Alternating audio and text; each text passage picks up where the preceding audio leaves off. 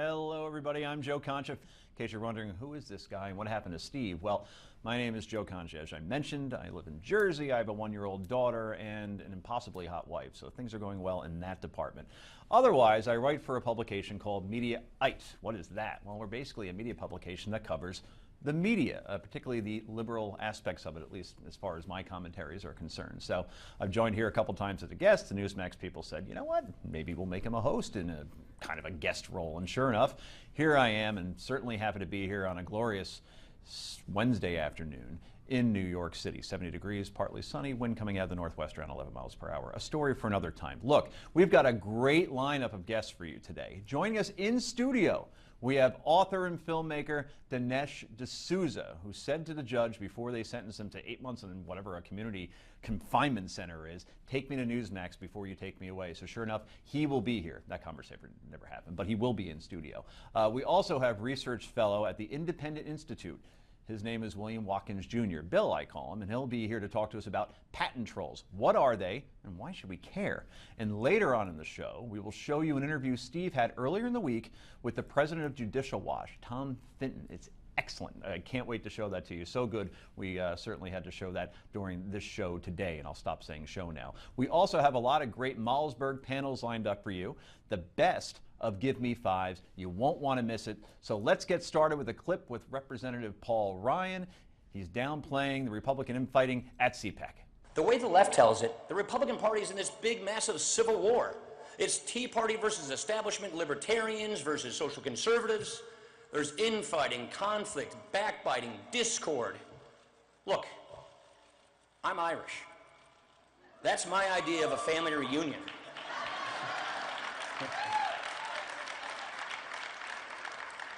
I don't see this great divide in our party. What I see is a vibrant debate.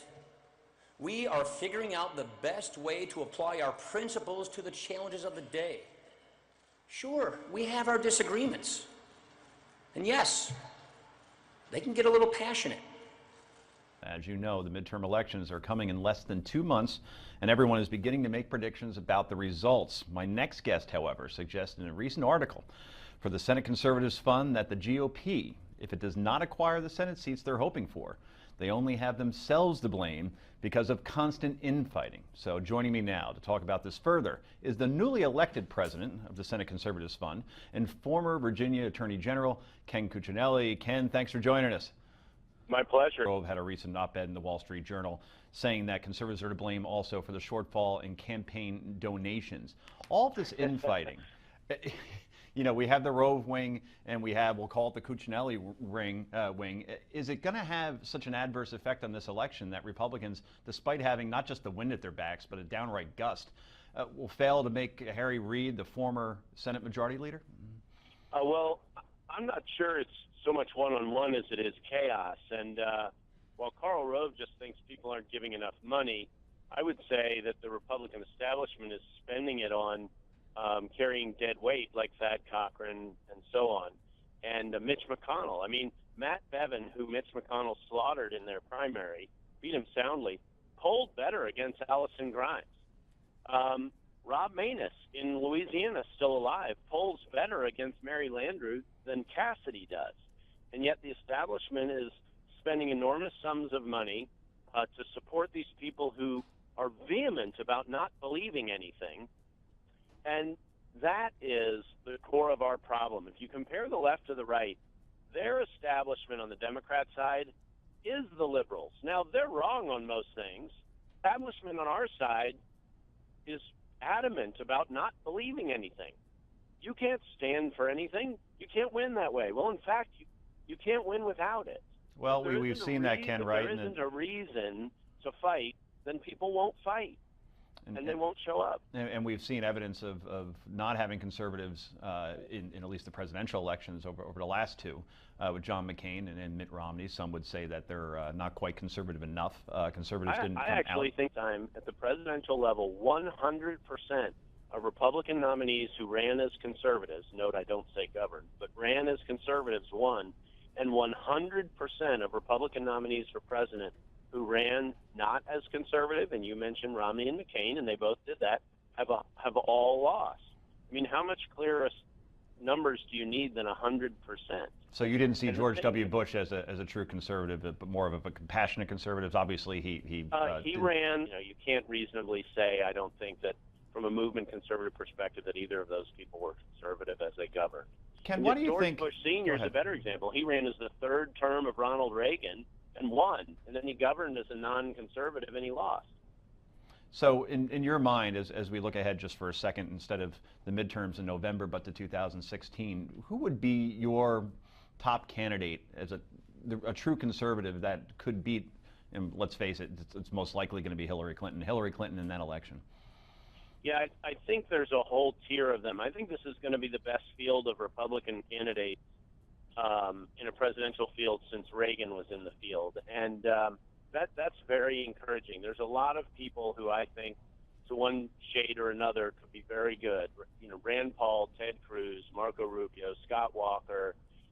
There's a slew of folks who have track records of standing by their principles, and we can all have a complaint with each of them, but I haven't yet found a perfect candidate. But we have more candidates who are conservative/libertarian than we've had before, of higher quality in this field. And the reason it's relevant now is because it's not like the formula changes. Yeah, people focus on the presidential because it is unique, but the formula should be the same. The formula should be the same. Now, maybe you don't run conservatives in Oregon, but surely if you want to win in Senate races or national races, you should be able to be a cohesive team behind a core set of principles. And Mitch McConnell and his leadership are adamant about not supporting anything principled that you can name. And that's what's depressing Republican donors. It's depressing Republican activists. And in polling, it's depressing Republican numbers. Well, we've seen that, right? I mean, the Washington Post at one point over the summer had the Republicans taking back the Senate at about an 82% probability. Nate Silver, who gets these things right normally, had it about 65%. It's back down to 52%.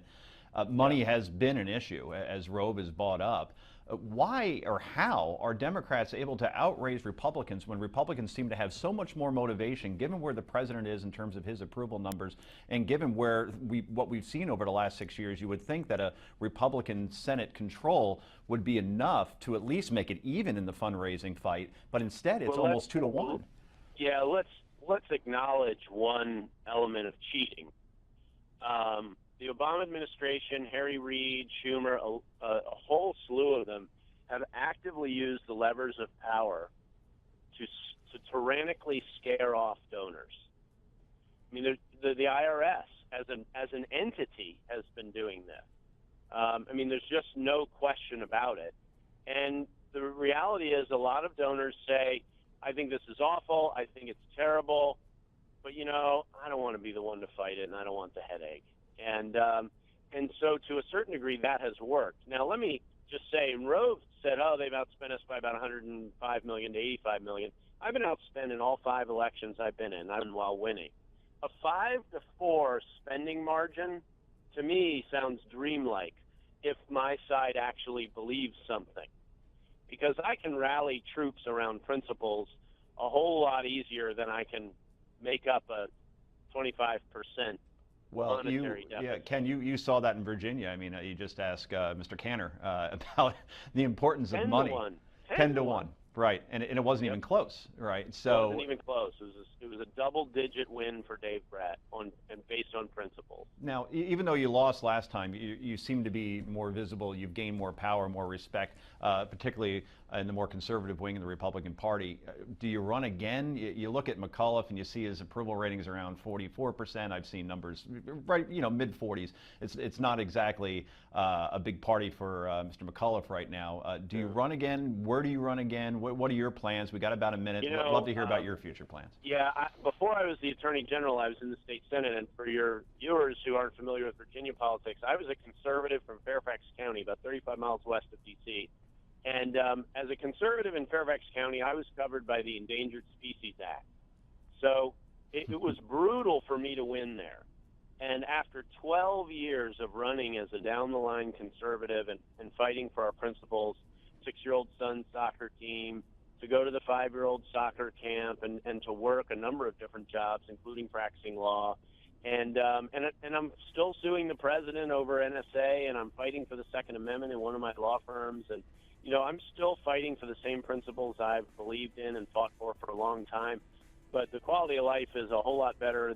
McAuliffe winning was bad for Virginia, but it was pretty good for the Cuccinelli family. And so I don't really have any current plans to run again, and I may never run again. I may just keep fighting for these principles on the outside. And so we'll see where life takes us and what God's got in mind for us. But for now, we're making the most of the benefits Excellent. of losing, and still fighting for conservative principles and hoping the Republican Party comes around to, Well, thank you, frankly, Ken. what a valuable winning tool they could be. Sounds good, and we appreciate your time here.